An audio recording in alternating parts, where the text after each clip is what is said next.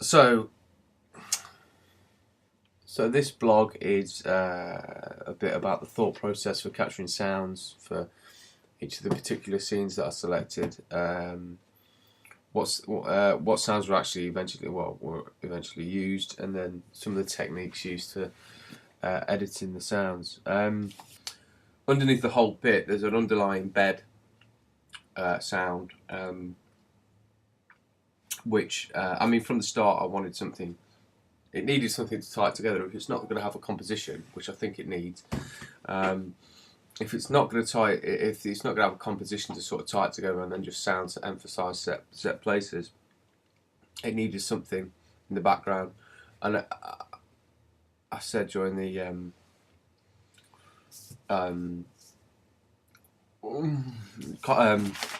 initial thoughts and my concepts during that blog, I think, that I wanted it to sound almost as if when the camera is moving, you've got sort of like, because everything's still, and you've got the air particles sort of popping off the viewer's ear. Hard creating it,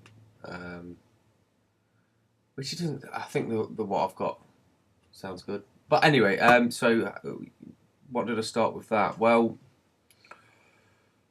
I recorded all manner of things. I recorded a stool being bowed. Again, I've got a diddly bow, bowed that. Tried just recording many different things other than me just bowing stuff. Actually, yeah, the slinker, using slinkers with piezos. I tried a lot of stuff with that. No, and in the end, it was I filled a box, well, like a plastic box, half full of water, and then just started pouring water into it and recorded that.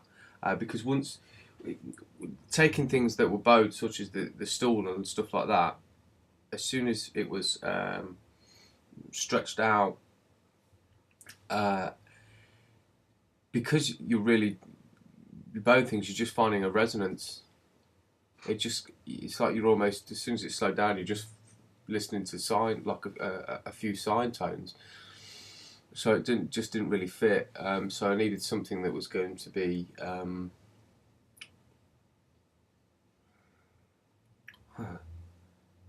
almost constantly the same. Well, sort of the same, but with subtle changes in there.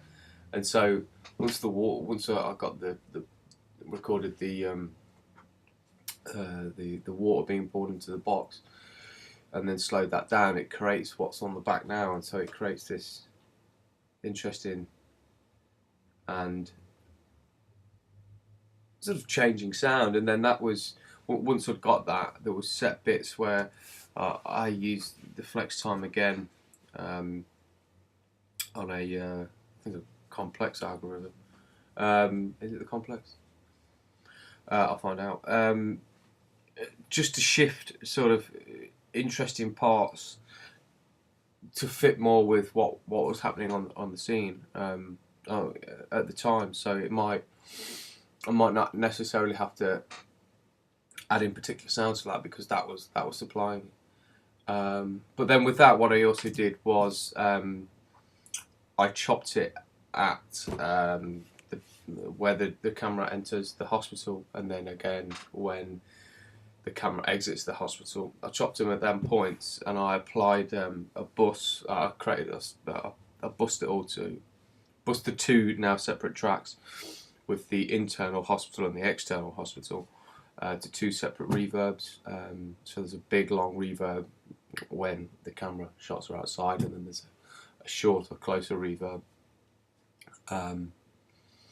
when it's inside, just to give the impression of moving from a bigger space to a smaller. So just a subtle change, hopefully just to emphasise it going into the building, which just sound like that, just sound good. And then all the sounds again that we used were rooted to the particular bus that they're used for. So everything inside was done to the inside reverb, with different levels, of course. Just some of them didn't need reverb.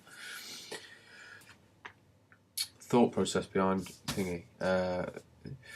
Well, I've got my storyboard, which I thought the sounds that needed probably emphasising more than anything, and then to take the explosions, for example, that happen sort of at the start with the car exploding, and then midway through when they're on the balcony, and it moves directly through it. For that, I wanted to create. I wanted it to sound as if the camera and audience is actually moving through a static explosion. So I just began thinking about how to create the sound of that, and cheers. So I started recording. I suppose almost diegetic sounds like striking of match. Maybe use not the actual direct strike, but when it's actually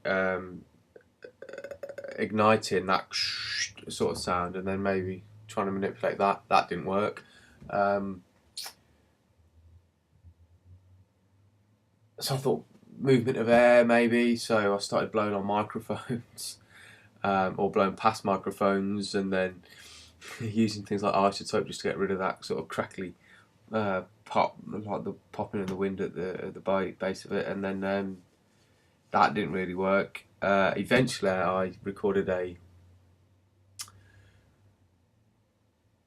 dehumidifier.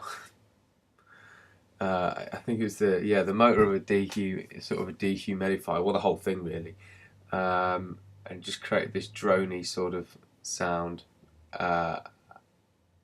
And then once it was sort of stretched slightly and reverbed up, it created this sort of it is almost static, as in static sounding, and then it was just applied with, at the beginning it's automated, the pan's automated, so it sort of starts in the centre and hopefully it gives the impression that it's sort of moving off to the rear, and then using automated EQ to sort of